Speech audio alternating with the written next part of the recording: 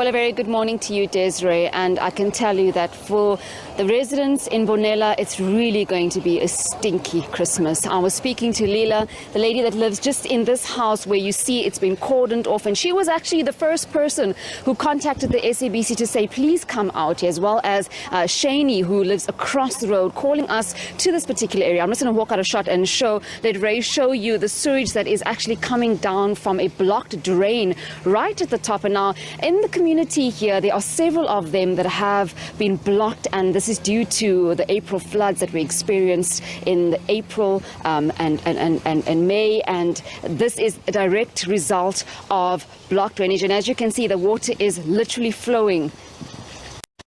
It's a health hazard, Desiree. People have been calling out saying that the municipality really needs to come and hear their cries. They've been living like this for 3 months. I'm just going to rope in here. Sumen, obviously you have been living in this community. I see several of the houses have been impacted, and you are actually the person that cordoned off this area. Tell us more. Yes, that's true. I actually blocked the road. Reason being, vehicles drive past here, and as you can see, the pool of they drive past here fast. Residents walking past get splashed with sewer. Our properties, our vehicles get splashed with the sewer. And all we want is for them to come and sort this problem out.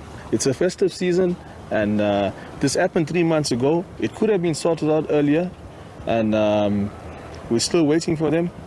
And you can see our Christmas, our festive season, we're spoiled. Can't do anything. We're suffering here. Now, Des, as I'm standing here, my eyes are actually burning, and the smell is so pungent. It is really bad. It's a very hot day in Durban. Imagine what it's going to be like at midday when the smell permeates the area. It's about the living conditions of some of these houses. I imagine that some of them can't even get in, some residents can't even get into their driveways. If Ray can just show you that this particular house over here, there's just sewage lying outside. Talk to us about the residents' concerns. What have they been saying to the councillor? What have they been saying? Has there been any interventions, meetings? You spoke off camera about even residents taking it into their own hands and throwing detergents over the sewage. Yes. But unfortunately, the mess is there's too much of sewer, so we cannot get the smell away. But as you can see, the driveways have been blocked. Some houses we can't enter our homes. All we want is for them to sort this out. And also, it's a big health hazard. As you can see, sewer flows down here into our stormwater. That goes into our rivers, and our rivers go into our oceans. Our beaches are also contaminated. It all starts from here. So all we want is for them to come and sort this out, and we can move on with our lives. Thank you, Suman. That was Suman Moodley, one of the residents here. I'm just going to take you on a walk and just show you literally how this sewage is literally outside someone's house. And, like he said, this is a health hazard. The entire road has been cordoned off, as you can see on your screen. Some of the refuge bags are still lying there. I imagine that the municipality can't come and collect dirt because they can't access the road, first and foremost. But also, people don't want to walk in this. I'm going to try and walk around and see if we can't speak to Preggy Governor, who is a part of the ward committee, and just find out, has there been any interventions from the municipality? Preggy, have you spoken to the municipality? What are they saying? Sumen says that they have been crying out for help, but as the ward committee, has there been any intervention from them? Have they come out at all to try and address this issue? From the beginning, when we were made aware of what was going on, we're very involved here in Mayville. Sumen is involved in the Residents Association as well, of which I am part of. We called the municipality, and unfortunately that the only way you can get through to the municipality is through their normal call center, and that itself is a mission. They've come about 3 or 4 times. They've tried to pump up the area, they tried to clear it, come lots of different excuses saying that the pipe is now broken in between. And one of the things that they've been told, that there's no job cards, there's no understanding, the same individual is being brought back over and over again.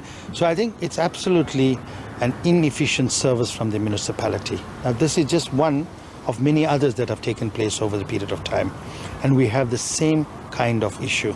It is sad that when we look at the mayor making announcements on TV very often about sewer being repaired and the seas are safe, but throughout Durban, and Bonela is just one part of it, this sewer is going into the sewer system, into the stormwater system, which ultimately leads to the sea.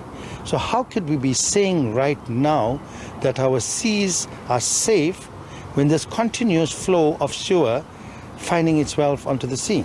Now, to me, in my opinion, there's a don't care attitude. Simple don't care attitude. We are at the mercy of the municipality when and if they decide to choose to do it, but it's an ongoing problem with the municipality. Somebody needs to be responsible for what's happening. Communities are at the mercy and they are suffering. It is deplorable where the people are suffering in this particular area. I've had chats with the residents on numerous occasions. They are carrying these feces into the house. The guys who have come and cleaned and pumped up what they could left the mess on the road. That makes it even worse because they're taking out everything. They're not pumping it into a container and remove it. They just host the street at the middle. There's no coordination from the municipality, so I pass the buck directly onto them. Thank you, Priggy. Well, Desra, as you heard from Priggy Govender there, one of the ward committee members, saying that the situation is really deplorable. As you can see on your screens, the sewage is literally outside people's houses. The community have taken it into their own hands, literally, and tried to cordon off this road. Many are saying that when the cars are driving past, the sewage is splattering on people walking. They are literally walking this into their homes. It is a health hazard. It is inhumane. They can't live like this. They have reached out to the municipality, as you heard there. Unfortunately, it has fallen on deaf ears. There has been some municipal officials, well, not officials, but workers who have come to try and assist. But it's been 3 months later, and they are still living in this deplorable situation. So I'm going to try and reach out to the municipality and see if we can't find some intervention for the community, and also find why is it taking so long to fix this particular road in Bonela. It's back to you in studio.